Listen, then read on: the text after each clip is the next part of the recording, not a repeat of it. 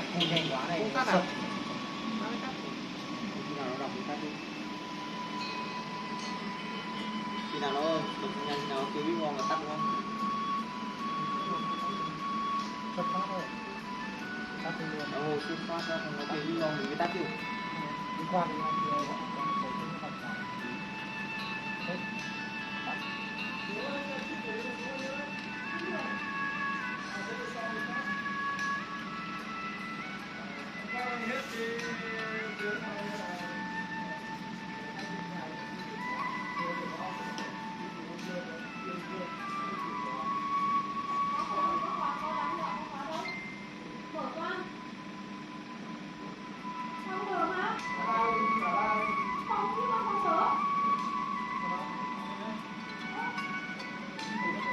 Bắp tám lo tao cho phút. Con này để đi sau con kia.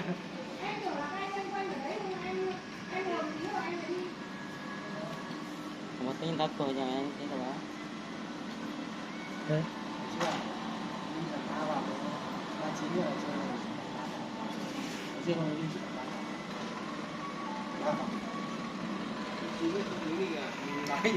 Ba bằng cố nào tầm ba.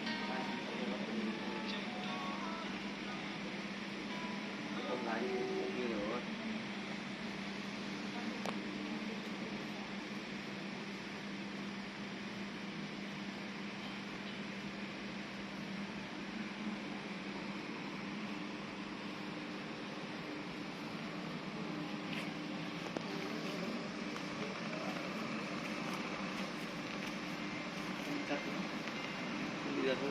Anh vẫn chỉ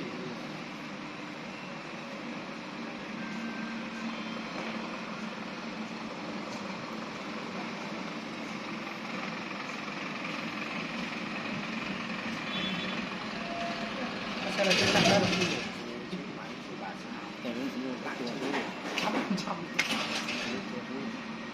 Thì thuốc phải thế luôn, này không chết được máy đâu, anh đi thổi thật, có này khỏe cực kỳ luôn.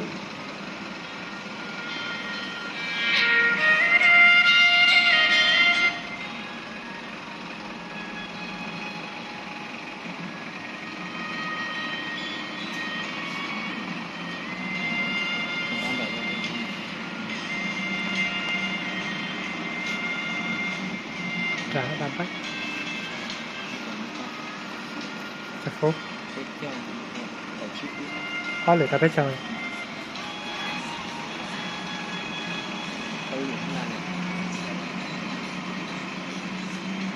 thì là cái gì nhá hầu ha kìa ôi giời, đem đây ơ leo lên đó nhảy lên thầy giáo không lên. Không kịp.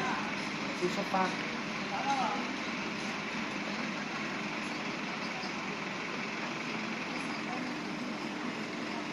Không nhảy lên với nó à? Hả? Thầy đi đâu ấy?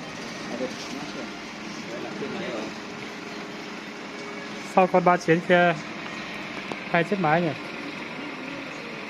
Lùi nữa. Con 39 một chiếc máy điên à? Đi nhiều rồi con ông ấy lái này. Em đi chào ở trên thì quay để các thứ thế rồi. Thế mà sao kém thế thì mà sao tâm lý ấy. Bị nói rồi. Đây là bị nói rồi. Bị nói là hai bị tâm lý nha. Lên trên xe mà thầy còn nói là tâm lý. Tâm lý rồi, đây là tâm lý. Thì nói nhẹ nhàng kiểu khác, nói khác kiểu khác. Con người hay là con gì cũng lớn. Không nói nhiều. Uống đây, phóng ấy. Sau này lúc điện chân phanh đi ra đéo biết đây. Cái này nói nhiều quá. Em đi hỏi đi, đã hết rồi đấy. Em đi hỏi đi. Đúng gì đâu. Cái gì mà em không hỏi.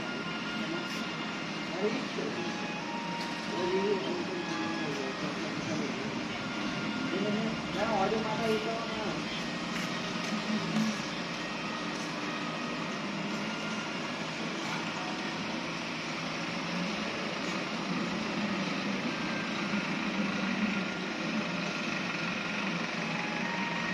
Rồi đi.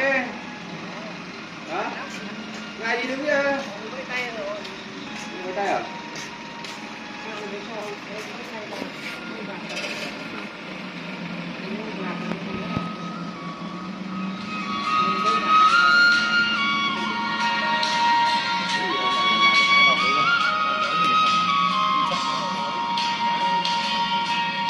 Làm gì được, em sợ đi vòng này vòng nữa thôi, hết. Đi 2 vòng nữa em đứng. Vòng này còn vòng nữa đâu. Bây giờ mới đến kia kìa. Rồi anh bảo 15 phút. Anh tự tính đi, 39 rồi, 33 rồi. 36. Nào, 48, đi thêm được một vòng nữa thôi. Vòng này vòng nữa đâu, không được 2 vòng nữa đâu. Đây là 13 vòng. 3 vòng nữa. Đây này, bây giờ đến kia thì làm gì nhé. Bây giờ đi đến kia. Đây là vòng thứ 3.